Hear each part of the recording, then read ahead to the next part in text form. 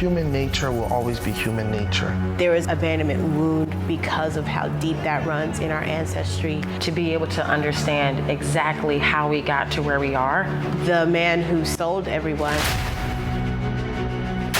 he knew what slavery was going to mean for these people. He knew that. They weren't coerced to do this. This was trade. Putting us through 400 years of rape, abuse, torture, lynching.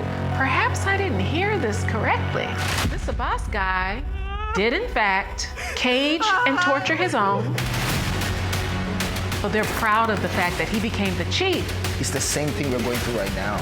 You're being told to buy something because of the prestige that it comes with. Human nature is to covet power. This has led me on a search across America to discover African Americans of African descent who would like to journey with me back to the motherland. A value-based 40 human beings.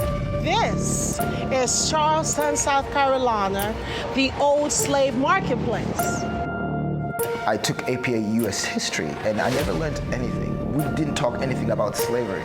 And then we talked about World War II, but the things that actually had a collective nostalgia towards who I am were never talked about. In America is now making white people uncomfortable. Human beings are very dangerous when it comes to spreading a narrative. And so they want to erase it from history. So many black people, for lack of better words, are ignorant of what's going on in Nigeria and the continent as a whole. When I found out that I was 67% Nigerian, I was blown away. I know nothing about my African history. Coming to Africa is not just a show. We're trying to tell a story here that people are not trying to tell. They say you don't know where you're going unless you know where you come from. I was interested in telling multiple stories with as many people who was willing to take the ride with me. Going back to where it all kind of began. You feel that, Barry Callie? I picked the wrong outfit. Being able to see exactly where my ancestors derived from. We are legit on a whole ride.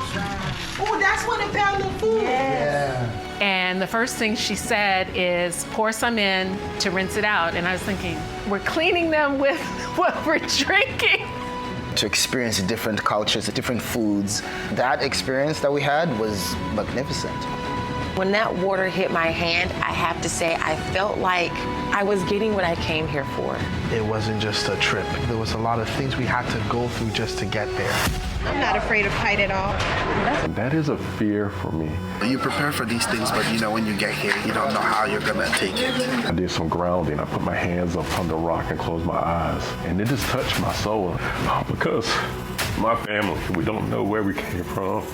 What was meant to destroy us as a people and exploit us as the black people, as the African people, as Nigerians, has sent us there to conquer. And we've conquered. And it's coming back full circle. They say Naija no dey carry last. We don't dull for the most unnecessary reasons. We're fighters. Oh, really? Now allow me to introduce to you, coming to Africa, the Motherland Connect Lagos Experience.